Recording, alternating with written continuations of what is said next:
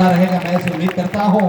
और प्रदेश के अध्यक्ष बाकी दिलों में कैसे है मुझे पता नहीं, लेकिन हमारी बहुजन समाज पार्टी जैसे प्रदेश अध्यक्ष सारे देश की किसी पार्टियों के नहीं है, मैं दावे के साथ कहता हूं। रात के मैं अगर 2 बजे भी फोन लगाऊं तो तत्काल फोन रिसीव होता है और तत्काल एक ही बात होती है, आशु भाई और बताओ। इतना सरल व्यक्तित्व मुझे कहीं आज तक नहीं मिला। मैं ऐसी कमेटी का भी बहुत बहुत शुक्रगुजार हूँ जिन्होंने एक गरीब मजदूर के बेटे को यहाँ तक लाने के लिए पूरा योगदान निभाया।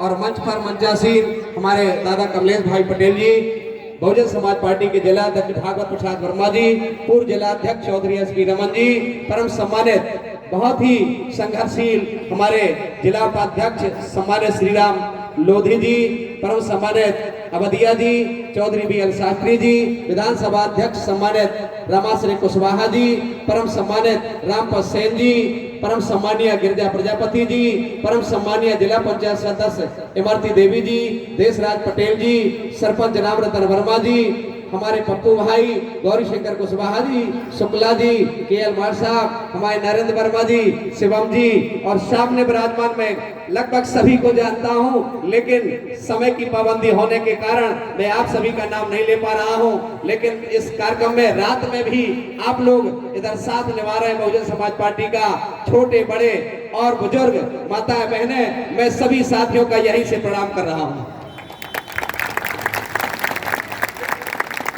साथियों, चुनावी सभा है और साहब को भी सुनना है। मैं केवल इतनी बात कहकर के अपनी बात खत्म करूंगा कि 17 तारीख को विधानसभा गुनौर की तकदीर और तस्वीर लिखी जाएगी। 17 तारीख को गुनौर विधानसभा की तकदीर और तस्वीर लिखी जाएगी और लिखने वाला कोई और नहीं होगा, इस विधानसभा गुनौर के मतदाता बहन भाई होंगे। तो आप लोगों को सोच विचार करके मतदान का उपयोग करना है। बाबा साहब अम्बेडकर ने हमें आपको वोट का अधिकार आने वाली पीढ़ियों की सुरक्षा के लिए दिया था। कहीं ऐसा ना हो कि हम सुरक्षा की जगह असुरक्षा में पहुंच जाए, क्योंकि बाबा साहब ने बोला था, मैं तुम्हें 2 धारी तलवार देके जा रहा हूं, अगर आपने इस वोट का इस्तेमाल सही कर लिया तो दुश्मन का गला कट जाएगा, और अगर गलत इस्तेमाल कर लिया तो तुम्हारा भी गला बचेगा नहीं। इसलिए यही 76 साल से होता चला आया, हम आपने बाबा साहब की बात को माना नहीं, केवल बाबा साहब को मानते रहे। बात इससे नहीं बनेगी मेरे दोस्तों, इसलिए बाबा साहब का हथियार सही चलाएंगे, मैं ऐसी आप लोगों से उम्मीद करता हूं। इन लोगों के झूठे घोषणाओं पर नहीं आना है। ये लोग बोलते कुछ है करते कुछ है। आपको मालूम है, ये लोग कहते हैं वन नेशन वन इलेक्शन चाहिए। मैं इस मंच के माध्यम से कहना चाहता हूं, ये झूठी घोषणाएं दे करके हम लोगों को कहते हम ये दे रहे, हम ये दे रहे, हम ये दे रहे, लेकिन आपको ये नहीं बताते कि हम आप लोगों से छीन क्या रहे।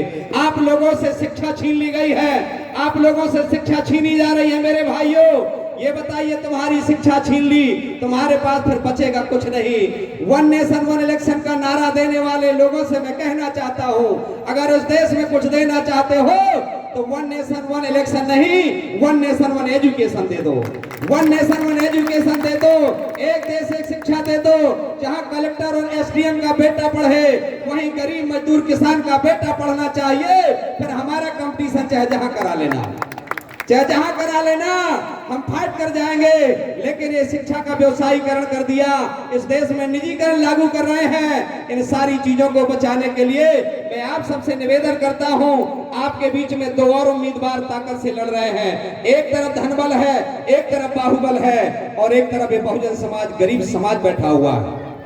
अभी मैंने जब फार्म डाला, फार्म में अपनी संपत्ति का ब्यौरा दिया, तो उसमें जब मैंने लिखा भूमिहीन प्रत्याशी, तो एसडीएम साहब ने गौर किया, बोले भूमिहीन? मैंने कहा जी सर, मैं भूमिहीन हूं। बोले प्रत्याशी विधानसभा के भूमिहीन? मैंने कहा जी। उनको अचंभा लगा, बोले किस दल से हो? मैंने कहा बहुजन समाज पार्टी। बोले बहुजन समाज पार्टी भूमिहीन को भी टिकट दे देती है? मैंने कहा कहीं नहीं लिखा कि दौलतमंद ही चुनाव लड़ेंगे। बहुजन समाज पार्टी गरीब के बेटे को टिकट दिया है। एक तरफ धनबल है, एक तरफ बाहुबल है, एक तरफ झूठ बोलने वाले हैं, एक तरफ छल करने वाले लोग हैं। इनको जान पहचान करके आप लोग सीख सिखाएंगे। मेरे दोस्तों, आप लोग लगाम लगाने का काम करेंगे, भ्रष्टाचार को रोकने का काम करेंगे, करेंगे कि नहीं करेंगे? और जो लोग दल बदल करके, चेहरा बदल करके आ रहे हैं, उनको भी देखेंगे, कहीं ऐसा तो नहीं ये फिर आकर के तुम्हारा छल करने का काम करें। इसलिए मेरे दोस्तों, आप लोगों ने इतनी बात मेरी सुनी, साहब को मुझे सुनना है।